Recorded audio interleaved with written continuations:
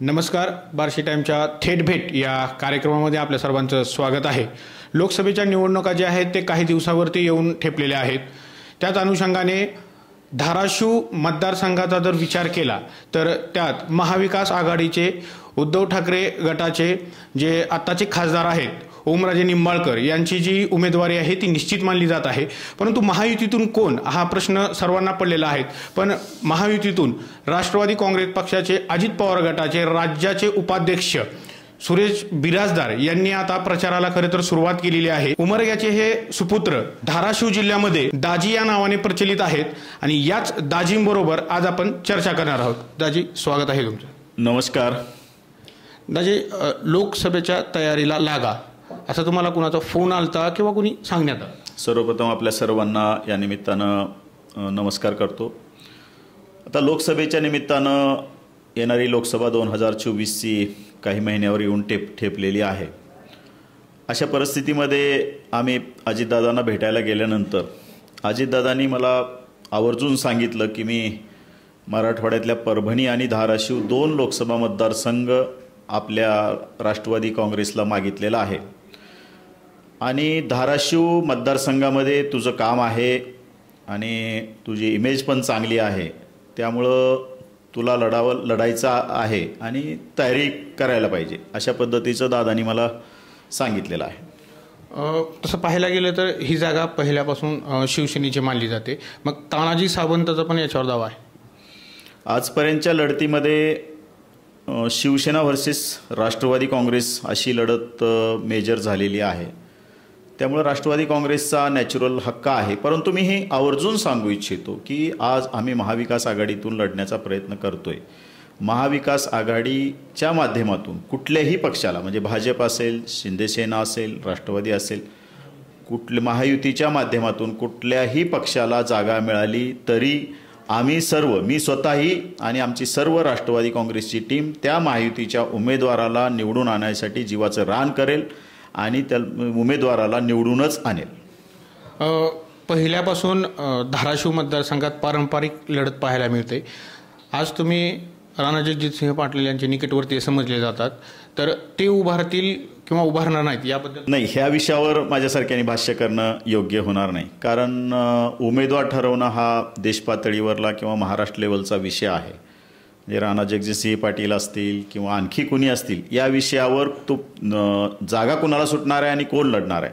मी इच्छुक आहे आणि मी तसा बघितला तर खासदारकीला उमेदवार हा आमदार पाहिजे, 2 नंबरचे पैसेवाला पाहिजे, खूप पैसेवाला पाहिजे, अशा काही लोकांचा समज आहे. परंतु गेल्या 92पासून, म्हणजे तसं बघितलं तर 82पासून मी राजकारणामध्ये आमच्या काकांच्या निवडणुकीच्या वेळेसपासून सक्रिय आहे आणि 1992ला सर्वप्रथम जिल्हा परिषदेला निवडून आलो. 30-35 वर्ष आज आम्ही अव्याहतपणे काम करतोय. कसलीही नाराजी, कसलंही पद मिळू न मिळू आम्ही काम करतोय. एक कार्यकर्ता म्हणून आजही काम करतोय, लोकांच्या सेवेमध्ये सदैव असतोय आणि त्यामुळं कार्यकर्त्यातून खासदार. मी जरा फिरल्यानंतर खूप लोकांनी मला, वेगवेगळ्या पक्षाच्या लोकांनी हेच सांगितलं की तुम्ही एवढ्या वर्षातून काम करताय, तुम्हाला कधी आमदारकीचं तिकीट मिळालं नाही, तुम्हाला साधं जिल्हा परिषदेचं सभापतीपद मिळालं नाही, त्यामुळं तुम्ही या निमित्तानं तुम्ही खूप चांगले उमेदवार राहाल, अशी सर्व पक्षाच्या मेजर लोकांची ही भावना आहे. दाजी, बार्शीकरांसाठी एक नव्यानं ओळख म्हणलं तर तुमचं शिक्षण आणि तुमचा कार्यकाळ? नाही, तसं माझं शिक्षण मी इंजिनियर आहे, BE सिव्हिल आहे. इंजिनियर झाल्यानंतर त्यावेळी 0 बजेट होतं म्हणून मी पॉलिटेक्निक कॉलेजला एक आवड म्हणून 2.5-3 वर्ष उमरगा पॉलिटेक्निक कॉलेज लेक्चरशिप केलं आणि माझे काका स्वर्गीय भाऊसाहेब बिराजदार यांच्या अचानक निधनानंतर, इच्छा नसताना, म्हणजे असं काही इंटरेस्ट किंवा मी राजकीय व्यक्तिमत्व नाही असं मलाही वाटतं, पण लोकांचा आग्रह, भाऊसाहेबांचे जे सहकारी होते त्यांना एक कुणीतरी आधाराची गरज होती, त्या सर्वांनी एवढा आग्रह केला आणि मला जिल्हा परिषदेला उभा केलं. तेव्हापासून मी राजकारणात सक्रिय आहे. म्हणजे एक प्राध्यापक प्रथमतः तुम्ही होतात, पण कधी असा विचार केला नव्हता की आपण राजकारणात सक्रिय होणार आहोत? नाही, खरं सांगू का, ते खूप मोठा वेगळा किस्सा आहे. ज्यावेळेस मी लेक्चरशिप करत होतो आणि त्यावेळेस 89च्या आसपास विधानसभेची निवडणूक लागली, बाहेर गाडी येऊन उभा राहायची की प्रचाराला चला. मी म्हटलं मला राजकारणाचा संबंध नाही, मी काय प्रचाराला येणार नाही. मी 2-3 दिवस गाडी वापस गेली आणि तो एक वेगळा विषय, कशा पद्धतीने राजकारण आला तर एक वेगळा आपण विषयावर त्या बोलूया, त्याला खूप वेळ लागेल. म्हणजे उमरगा तालुक्यातील शेतकऱ्यांचा जर विचार केला तर त्याचं ऊस उत्पादक शेतकऱ्यांचा विचार केला आपण आणि त्या ठिकाणी साखर कारखान्याची उभारणी केली तर त्याचा कितपत फायदा शेतकऱ्यांना झाला? थोडंसं 92 नंतर पूर्ण वेळ सक्रिय राजकारणामध्ये झाल्यानंतर 95च्या नंतर एवढा परिस्थिती आमच्या उमरगा लोहारा तालुक्यामध्ये बिकट झाली की शेतकऱ्यांनी ऊस तोडून बांधावर टाकला गेला. या तालुक्यामध्ये एकच साखर कारखाना होता, त्याच्यानं ऊस गाळप करणं शक्य नव्हतं. किल्लारी साखर कारखाना आमच्याच भागातील ते अडचणीत आलेला होता. अशा परिस्थितीमध्ये लोकांनी बांधावर ऊस टाकलं आणि मला खरंच माझ्यासारख्या कार्यकर्त्याला खूप वाईट वाटलं की जो शेतकरी हा अन्नदाता आहे त्याच्या या परिस्थितीला जबाबदार कोण आणि ह्याला काय करावं लागेल. म्हणून आम्ही कार्यकर्त्यांनी एकत्र बसलो आणि ठरवलं की आपल्याला साखर कारखाना काढता येईल. कारण साखर कारखाना काढणं हा काही सामान्य कार्यकर्त्याचा विषय नाही आहे. तो आमदार पाहिजे, तो मोठा माणूस पाहिजे, एखादा धोतरवाला, टोपीवाला. मला हसायचे हो, कमिशनर ऑफिसला ते गेले की असला चेअरमन छोटासा. तर अशा पद्धतीचं आजपर्यंतचं वातावरण होतं. पण आम्ही कार्यकर्त्यांनी ठरवलं की आम्ही आपल्याला साखर कारखाना काढायचा आहे. आम्ही डॉक्टर पद्मसिंह पाटील साहेब असतील, आदरणीय शरदरावजी पवार साहेब असतील, आदरणीय अजितदादा पवार साहेब असतील, यांना भेटलो आणि साखर कारखान्याची मुहूर्तमेढ रोवली. आणि आज या निमित्तानं आपल्याला सर्वांना सांगायला हरकत नाही, एका सामान्य कार्यकर्त्यानं हा साखर कारखाना 2012ला प्रचंड संघर्षानं चालू केला. तुम्ही जर थोडंसं त्याच्यावर विचारणार असाल तर या साखर कारखाना आर्थिक अडचणीत प्रचंड अडचणीत आला. कारण 2001 पासून 2012पर्यंत ते प्रचंड भाव वाढले आणि गव्हर्नमेंटने शेअर कॅपिटल 15 वर्ष दिले, 15 वर्ष तुकडे तुकडे पाडून दिलं. अशा परिस्थितीत आम्ही माझी स्वतःची जमीन, आमच्या 21 शेतकरी संचालक आणि 21 शेतकऱ्यांनी स्वतःची जमीन आम्ही बँक ऑफ इंडियाला गहाण ठेवली साहेब. आणि त्याच्यानंतर स्वतःचे सोनं, माझ्या आईचं असेल, माझ्या मिसेसचं असेल, आमच्या पूर्ण कुटुंबियातलं सोनं पण आम्ही गहाण ठेवलं आणि त्याच्या माध्यमातून 2012ला आम्ही ट्रायल घेतलं आणि एक चांगला साखर कारखाना आज या भागातून आहे. तो कारखाना परत 2012 ते 16 दुष्काळामुळे अडचणीत आला आणि आज त्याच्यानंतर आम्ही भाडेतत्वावर दिला आणि आज खूप चांगला एक साखर कारखाना या भागातील, या जिल्ह्यातील म्हणलं तर चालेल, एक चांगला साखर कारखाना या भागामध्ये उभारलेला आहे.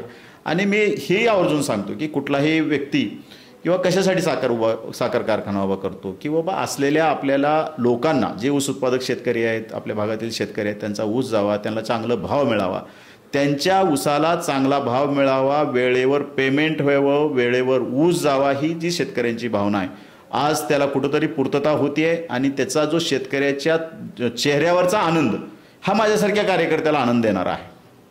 हा झाला कारखान्याविषयी, पण त्याआधी पाहायला गेलं तर भाऊसाहेब बिराजदार कोऑपरेटिव्ह बँकची आपण स्थापना केली, त्याबद्दल किती शाखा या ठिकाणी कार्यरत आहे? तसं बघितलं तर मी जिल्हा परिषद सदस्य असताना थोडंसं उत्साह जास्तच असतो आणि मग आम्ही वेगवेगळ्या लोकांना, आमच्या सहकाऱ्यांना व्यवसायात मदत करण्याची भावना आम्ही ठरवली. आणि मी स्टेट बँक ऑफ इंडियामध्ये एकदा गेलो आणि त्यांना म्हटलं की असं आमचा एक व्यावसायिक आहे, छोटासा कार्यकर्ता आहे आणि त्याला मदत करायची आहे त्याच्या व्यवसायामध्ये. त्यांनी सांगितलं की तुमच्या गावामध्ये थकबाकी वाढल्यानं आम्ही काही देणार नाही. तेव्हा माझ्यासारख्या कार्यकर्त्याला खटकलं किंवा ह्यांना आपण कशा पद्धतीने मदत करायचं. मी ठरवलं, आमच्या सहकार्याला बरोबर घेतलं आणि भाऊसाहेब बिराजदार कारखान्याची 1996ला मुहूर्तमेढ रोवली. आज त्याच्या 7 शाखा धाराशिव जिल्ह्यामध्ये आहेत आणि वर्गात आहेत. ए कॅटेगरीमध्ये सगळ्यात म्हणता येणार नाही, पण एकदम चांगली बँक म्हणून, एकदम चांगली, लोकांना चांगली सेवा देणारी बँक, लोकांना स्वतःच्या पायावर कार्यकर्त्यांना असेल किंवा तरुणांना उद्योगांना मदत करणारी बँक म्हणून आज ही नावारूपाला आज आलेली आहे. बँकेचा विषय निघाला म्हणून आपण म्हणजे आता जी धाराशिव आहे, पहिले उस्मानाबाद जिल्हा मध्यवर्ती बँकेत पण 7 वर्ष कामकाज पाहिलं, तर त्यावेळेस काय अडचणी, काय मदत करता? तसं पाहिलं असता उस्मानाबाद जिल्हा मध्यवर्ती बँक ही मराठवाड्यातली 1 नंबरची बँक होती. 2002 साली याच्यामध्ये खूप मोठा स्कॅम झाला आणि ती बँक प्रचंड अडचणीत आली. त्या विषयावर मी बोलू इच्छित नाही आहे. परंतु ती बँक अडचणीत आल्यानंतर माझ्यासारख्या कार्यकर्त्याला नक्कीच वाटलं की ही जिल्हा मध्यवर्ती बँक ही शेतकऱ्यांची तारणार आहे. सामान्य शेतकऱ्याला जे विकास सोसायटीच्या माध्यमातून कर्ज मिळतं, ते कर्ज इझिली सोयीचं असेल तर ते विकास सोसायटीमार्फत आणि जिल्हा मध्यवर्ती बँकेच्या माध्यमातून असेल.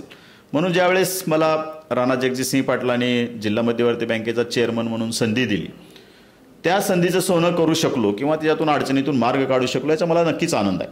ते चेअरमन असताना जिथं अशा बँकेचा मोठालट चेअरमन मी, ज्या जिल्ह्याच्या मोठ्यालट बँकेचा, ज्या बँकेत अक्षरशः ज्याचे खात्यावर 10,000 रुपये आहेत आणि त्याला देता येत नाही अशा बँकेचा चेअरमन असतानाही ती बँक ही 2 साखर कारखान्यामुळे मेजर अडचणीत आलेली होती. ती म्हणजे तेरणा साखर कारखाना ही ढोकीचा आणि तुळजाभवानी साखर कारखाना हा नळदुर्गचा.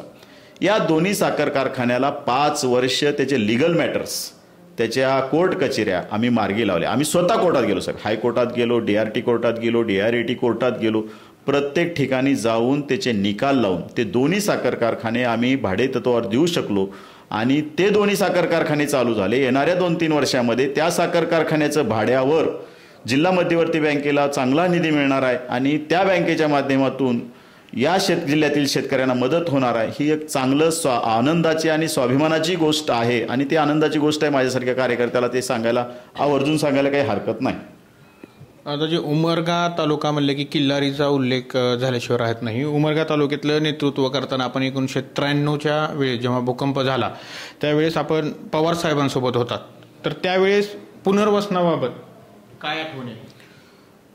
30 सप्टेंबर 1993ला आमच्या भागामध्ये, तुम्हाला आता बाहेरच्याला किल्लारी वाटतं, परंतु किल्लारी आणि सास्तूर म्हणजे तेरणा नदीचा पलीकडचा औसा तालुक्यातला भाग आणि तेरणा नदीच्या दक्षिणेकडला उमरगा लोहाऱ्याचा पाट. त्यावेळेस उमरगा होता, आता नंतर उमरगा लोहारा झाला. असे 52 खेडे हे अ वर्गात होते. प्रचंड मोठा भूकंप झाला, 10,000 लोक या भागातील गेले. त्याच्याविषयी बोलत असताना एक तुम्हाला अर्धा तास मला प्रश्न विचारावा लागेल, मी सांगेन पण मी थोडक्यात सांगतो की प्रचंड संघर्ष करण्याची ती वेळ होती. मी त्यावेळेस जिल्हा परिषद, मी बलसूर गटाचा होतो आणि माझ्या बलसूर गावामध्ये 12 गावं होती. नारंगवाडीपासून तोरंब्यापर्यंत, सालेगावपर्यंत, उदतपूर, मुर्शदपूर, ही सर्व गावं उद्ध्वस्त झालेली होती आणि माझे जवळचे सहकारी खूप म्हणजे मृत्युमुखी पडलेले होते, प्रचंड अडचणीत होते आणि या सर्व भागामध्ये माझा खूप चांगला जनसंपर्क असल्यामुळं मला प्रचंड काम करता आलं.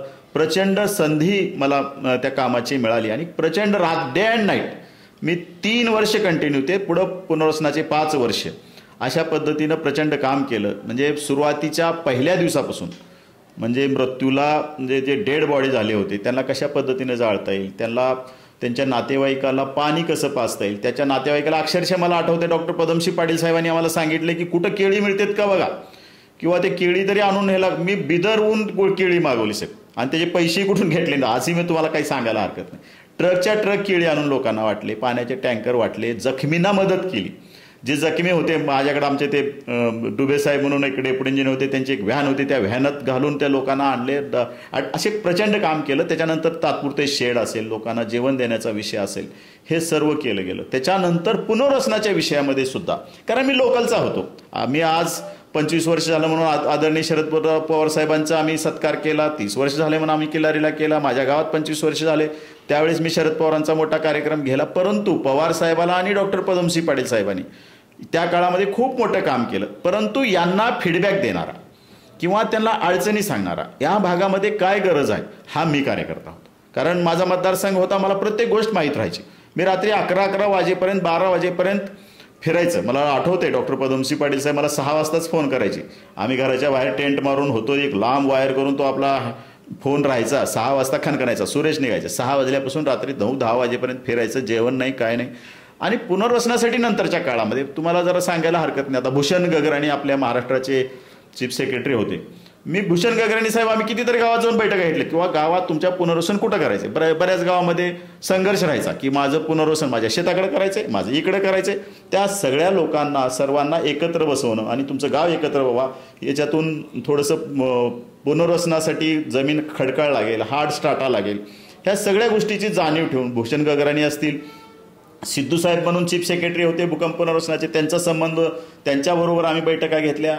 अनिल पवार म्हणून कलेक्टर होते आमच्या भागामध्ये, त्यांनी आम्हाला खूप चांगली साथ दिली. आणि या सगळ्याच्या माध्यमातून एक चांगलं पुनर्वसन आदरणीय शरदरावजी पवार साहेब, आदरणीय डॉक्टर पदमसिंह पाटलांच्या माध्यमातून, आणि त्यांना जो बेस लागणार आहे किंवा त्यांना जी माहिती लागणार आहे, त्यांच्या जो जे सजेशन्स होते ते मी दिले आणि प्रचंड मी काम केलं, कुठलंही स्वार्थ न ठेवता. आज मला जे वाटतंय ना, मी खरंच निवडणूक लढवेन आणि मी निवडून येईल, मला कधी कधी वाटतं की पडल्या वाटतं की या कुठंतरी ह्याचा आशीर्वाद, भूकंपग्रस्तांचा आशीर्वाद, जे निस्वार्थपणे मी जी सेवा केली त्याचा नक्की आशीर्वाद मला मिळेल आणि यावेळी संधी मिळेल असंही मला वाटतं. दाजी, आता दाजी हा शब्द म्हणजे सुरेश बिराजदार म्हणले की तोंडातून आम्ही पाहिलं धाराशिव जिल्ह्यात मनानं निघतं की दाजी हे नाव कसं? नाही, मलाही माहिती नाही. लहानपणापासून दाजी म्हणत गेले आणि कधी असा विषय आला आणि असतं ते सर्वजणच दाजी म्हणतात, म्हणजे लहानपणापासूनच ते, म्हणजे असं काही ठरवून काही झालं नाही. घरातही दाजीच म्हणायचे आणि बाहेरही दाजीच म्हणायचे, परंतु ते आज सर्वजण दाजी म्हणतात आणि एक आदरपूर्वक म्हणतात. कुणी मला खरं सांगू का, जिल्ह्यामध्ये मला खरं दुश्मन कोण किंवा माझा विरोधक कोण, मी हा प्रश्न विचारला महायुतीमध्ये, तर आता महायुती म्हणून आमचे सगळेच बरोबर आहेत. महाविकास आघाडीतला दुश्मन कोण? आदरणीय शरदरावजी पवार साहेबांच्या बरोबर 40 वर्षे. आता माझे काका, हा जो फोटो आहे भाऊसाहेब बिराजदारांचा, ज्यावेळेस शरद पवार साहेबांना सोडून 48 आमदार जवळपास गेले, त्याही वेळेस भाऊसाहेब पवार साहेबावर होते. त्याच्यानंतर इथं आम्हाला भाजपमध्ये आमचे काही राणादादा गेले तरी आम्ही पवारसाहेबावरच. पवारसाहेबांनी राजीनामा दिल्यानंतर पहिला राजीनामा जिल्हाध्यक्ष म्हणून देणारा सुरेश बिराजदार. पवारसाहेब माझे म्हणजे एक आदराची भावना आहे.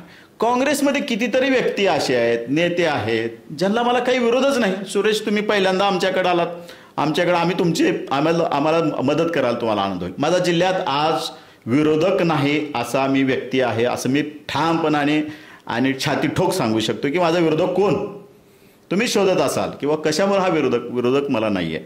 मला सर्वांची मदत मिळणार आहे आणि मला सर्व नेते मंडळ किंवा जनतेला आपण जे आहे शक्य आहे ते प्रयत्न केलेला आहे, त्यांच्यासाठी केलेला आहे. फुलाची पाकळी. कसं असतंय, एखाद्या पदाच्या माध्यमातून जनसेवेसाठी तुम्ही काय केलंय, लोककल्याणासाठी काय केलंय त्या पदाच्या माध्यमातून, हे जर विचार केला की सुरेश बिराजदारला जिल्हा परिषदेचा साधा सभापती होता आला नाही किंवा सुरेश बिराजदार आमदार नसताना हे करत आलाय, कधी नाराजी आजपर्यंत कधी व्यक्त केली आहे का नाही, तरी सुद्धा आम्ही करत गेलो. ह्याचा फायदा आज मला जो दिसतोय, मी फिरतोय प्रत्येक तालुक्यात, सगळ्या पक्षाच्या भेटतोय, माझे सगळ्या पक्षात संबंध आहेत. 1992 पासून जिल्हा परिषद असल्या आहे, जिल्हा परिषद सदस्य आहेत, त्यावेळेसचे सगळे आज कोण शिंदे गटात आहे, कोण भाजपमध्ये आहे, कोण साहेब गटात आहे, कोण शिवसेनेच्या ह्याच्यामध्ये आहे. या सर्व मंडळीचे माझे वैयक्तिक खूप चांगले संबंध आले. ज्याचा संबंध आलाय त्यानं माझा मित्र झालाय, सहानुभूतीदार झालाय, हे तुम्हालाही काही सांगायला काही हरकत नाही. आमच्यावर माझा जिथं संबंध आलाय त्यांचे संबंध चांगलेच आहेत, त्यामुळे मला विरोधक नाही आणि माझे चांगले संबंध आहेत. खासदारकीच्या उमेदवार म्हणून आपण सध्या बार्शीत पण बऱ्याचशा गाठीभेटी घेतल्या. बार्शीत राजकीय बघायला गेलं तर कोणाकोणाच्या गाठी? नाही, बार्शीमध्ये महायुतीमध्ये आता राजाभाऊ राऊत साहेब आहेत, त्यांचं प्रचंड काम मी पाहिलेलं आहे, त्यांची भेट झाली.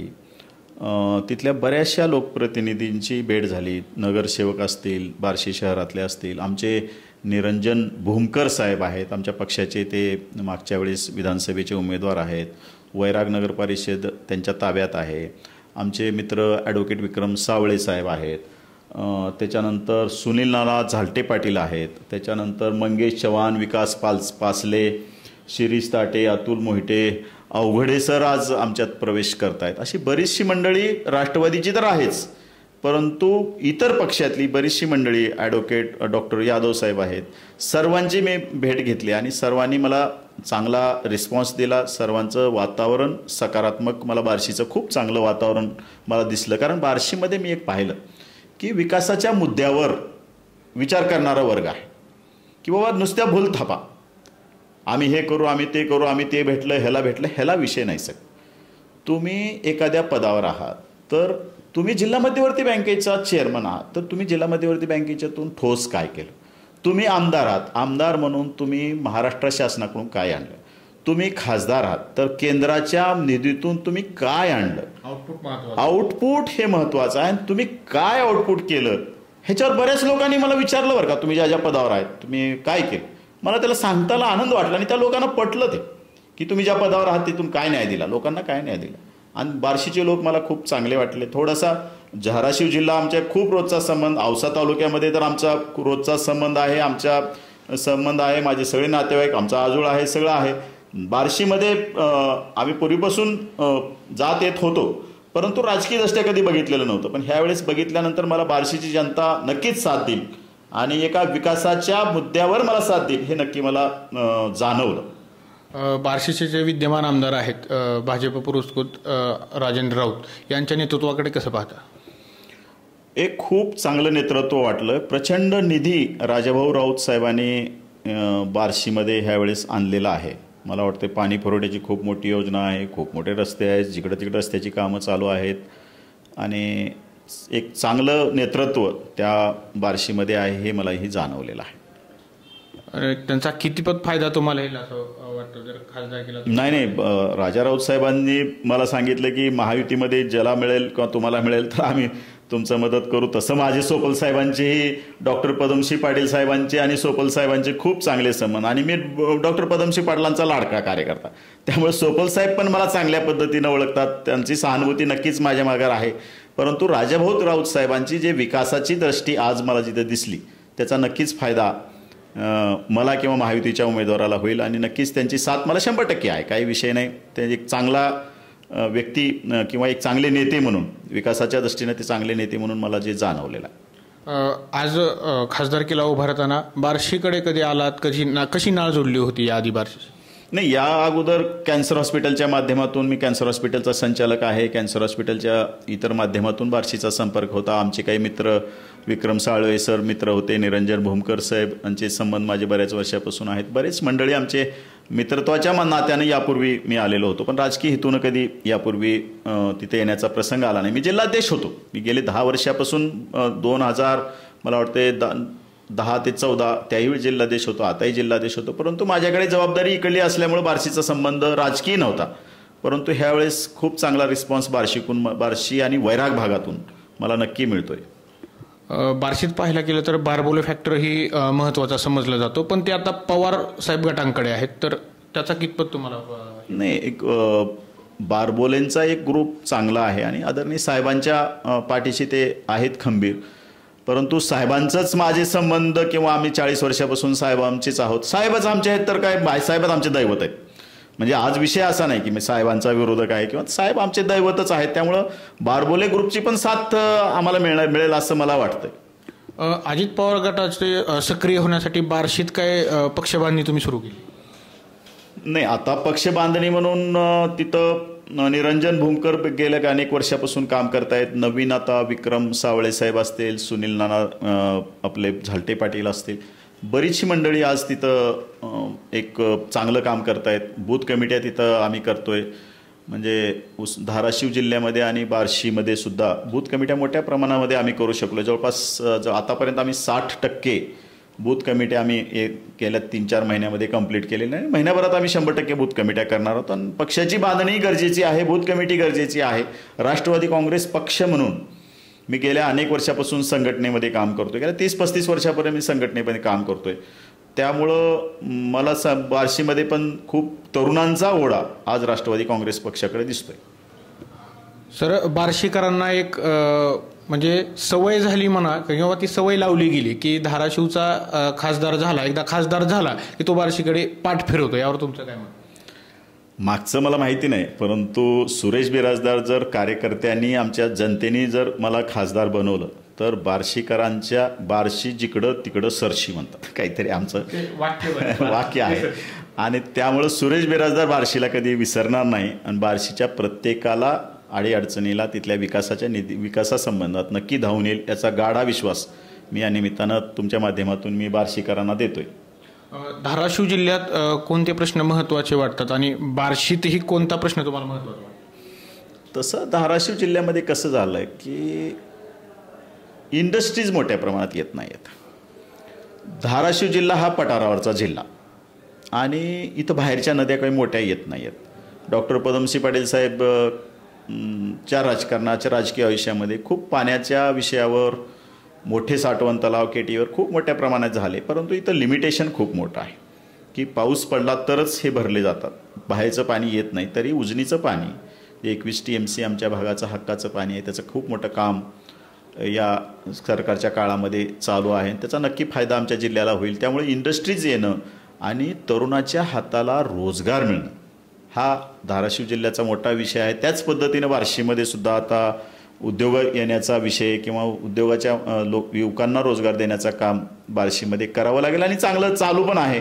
कारण एक इंडस्ट्रीमध्ये तिथेही बघितलं काही मोठ्या प्रमाणामध्ये तिथं चालू आहे. व्यवसाय खूप मोठा आहे, व्यापार खूप मोठा बार्शीमध्ये आहे. त्या माध्यमातून बार्शीचं डेव्हलपमेंट होऊ शकतं, आणखी पुढे याच्यापेक्षा जास्त होऊ शकतं असा विश्वास मला आहे.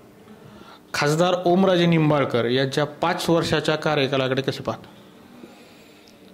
खासदार म्हणून काय असतं, आमदार म्हणून ज्या पद्धतीनं म्हणतोय की महाराष्ट्र शासनाकडून तुम्ही आमदार विधानसभेचे तुम्ही प्रतिनिधित्व करतात, तर तुम्ही महाराष्ट्र शासनाकडून या मतदारसंघासाठी काय आणलं, त्याच पद्धतीनं आज खासदार म्हणून या धाराशिव लोकसभा मतदारसंघामध्ये केंद्राकडून आपल्याकडे काय मिळालं, आपण काय खिचून आणू शकलो, आपण किती काम करू शकलो, याच्यावर थोडंसं जाब विचारण्याची ही वेळ आहे.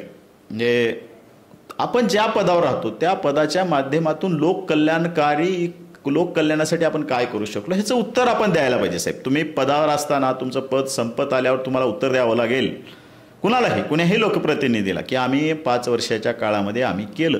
आणि तसं मला कुठं जाणवत नाही की केंद्राची एखादी मोठी योजना आमच्या जिल्ह्याला, आमच्या बार्शीला, आमच्या औशाला मिळाली आहे असं कुठंही कधीही घडलेलं नाही.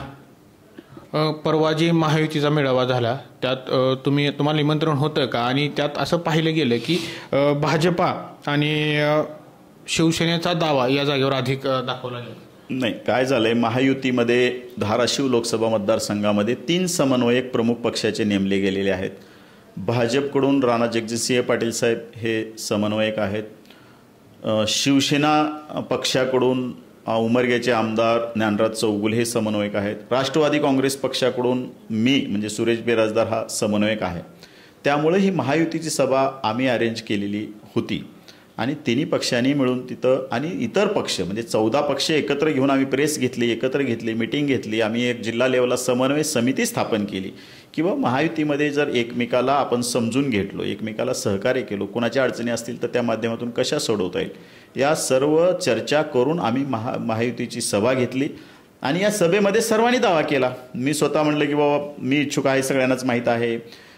भाजप इच्छुक आहे, भाजपच्या गटातून इच्छुक आहेत, पक्षातून इच्छुक आहेत, शिवसेनेतून इच्छुक आहे. ह्याचा अर्थ इच्छुक कोणी असू शकतो, परंतु तिकीट हे उमेदवार ठरवण्याचा अधिकार हा राष्ट्रीय पातळीवर आणि राज्य पातळीवर आहे. जो कोणी उमेदवार या महायुतीतून असेल तो या मतदारसंघाचा खासदार होणार आहे आणि त्याच्यामध्ये सुरेश बिराजदारला जास्त वरची चांगली संधी आहे. कारण मला कोणाचा विरोध नाही साहेब, मी सर्व सहमतीचा उमेदवार आहे असं मला वाटतं. या मतदारसंघातून भाजपकडून सर्वे सुरू आहे असं आम्हाला कळलं. नाही, त्या सर्वेविषयी आपण काही सांगू इच्छित नाही. मग मला कोणी काही भेटलेलं नाही आहे.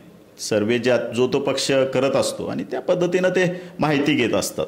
आणि समजा जर भाजपला यातलं तिकीट मिळालं तर तुम्ही त्यासाठी काम करणार? नाही, नक्कीच काम करणार. महायुतीमध्ये कुठल्याही पक्षाला मिळालं तर आम्ही जीव तोडून प्रयत्न करणार म्हणजे करणार. त्याच्यात कुठेही काही विषय चर्चेचा नाही. तर दाजी एक रॅपिड फायर प्रश्न आहेत, दोनपैकी चूज किंवा एका वाक्यात तुम्हाला त्याचं उत्तर द्यायचं आहे. बार्शीत सोपल की राऊत? राऊत साहेब आहेत. राऊत साहेब सध्या आमच्या महायुतीत आहेत, काही विषय नाही चर्चेचा. उमरगा की बार्शी? दोन्ही. एका वाक्यात खासदार ओमराजेंना काय सल्ला द्या?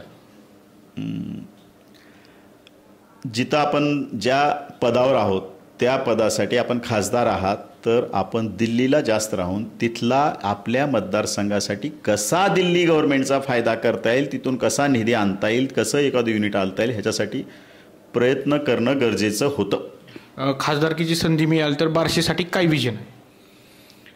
मला एक वाटते, बार्शीसाठीच नाही, कसं असते आज बार्शीमध्ये खूप मोठ्या प्रमाणात चांगली दवाखाने आहेत. तसंच आमच्या धाराशिवमध्ये उमरग्यामध्ये दोन्ही आम्ही उमरगा आणि बार्शीकर एका बाबतीत सुखी समाधानी आहोत, ते म्हणजे चांगले हॉस्पिटल्स दोन्ही ठिकाणी मला दिसले. मला हे माणसासाठी दिसले, परंतु आपण ग्रामीण भागात आहोत साहेब. आपण काही मेट्रो सिटीमध्ये नाही, पुण्या मुंबईचे रहिवासी नाही. आपल्या भागामध्ये आपण कशावर आधारित आहोत तर आपण शेतीवर आहोत. म्हणजे शेतकरी तर शेतीवर आधारित आहेत, परंतु मजूरसुद्धा शेतीवर अवलंबून. दाजी शेवटचा रॅपिड फायर, जर संधी मिळाली खासदारकीची तर बार्शीसाठी काय विजन असणार आहे? बार्शीकरांना कृषीवर आधारित एखादा उद्योग कशा पद्धतीनं तिथं उभा करता येईल, कृषी मालाला तिथं मोठ्या प्रमाणामध्ये चांगले शेती पिकती, त्याशिवाय तरुणांना त्या माध्यमातून रोजगार मिळेल, भगवंताचं खूप मोठं मंदिर तिथं आहे, त्याचा विकास चालू आहे, परंतु तीर्थक्षेत्राच्या माध्यमातून, पर्यटनाच्या माध्यमातून खूप मोठा रॅपिड म्हणजे हे करता येईल, आपल्याला तिथं खूप मोठं विकसित करता येईल. आणि जे आता पंढरपूर जे विठ्ठलाची पंढरी म्हणली जाते, परंतु एकादशीला तिथं महत्त्व आहे, तर द्वादशीला ह्याला आपल्याला महत्त्व आहे, भगवंताला महत्त्व आहे. त्या दृष्टिकोनातून त्याचा विकास करणं आणि तिथल्या तरुणांना रोजगार देणं हे खूप मोठं काम तिथं आहे. आज आमदार राजाभाऊ राऊत साहेबांच्या माध्यमातून खूप मोठे विकासाची कामं चालू आहेत, परंतु केंद्राच्या माध्यमातून पण ती बार्शीच्या विकासासाठी एखादी चांगली योजना आणता येईल याचा नक्की प्रयत्न माझ्या माध्यमातून नक्की राहील. दाजी धन्यवाद. वेळात वेळ कापून तुम्ही आमच्याशी संवाद साधला. आपल्या सर्वांचं बार्शी टाइम्सचं आपलं मी आभारी आहे आणि आपल्या माध्यमातून जनतेशी संवाद साधता आला आणि जनतेला मला काही 4 शब्द बोलता आले त्याबद्दल मी तुमचा आणि सर्वांचा आभारी आहे. तर हे होते उमरग्याचे सुपुत्र सुरेश दाजी बिराजदार. हे आता खासदारकीच्या माध्यमातून आपली मूठ बांधण्याचा प्रयत्न करत आहेत, पण महायुतीत जर पाहिलं तर ही धाराशिव मतदारसंघाची जागा नेमकी कुणाला जाणार हे येणारी वेळच सांगेल. धन्यवाद.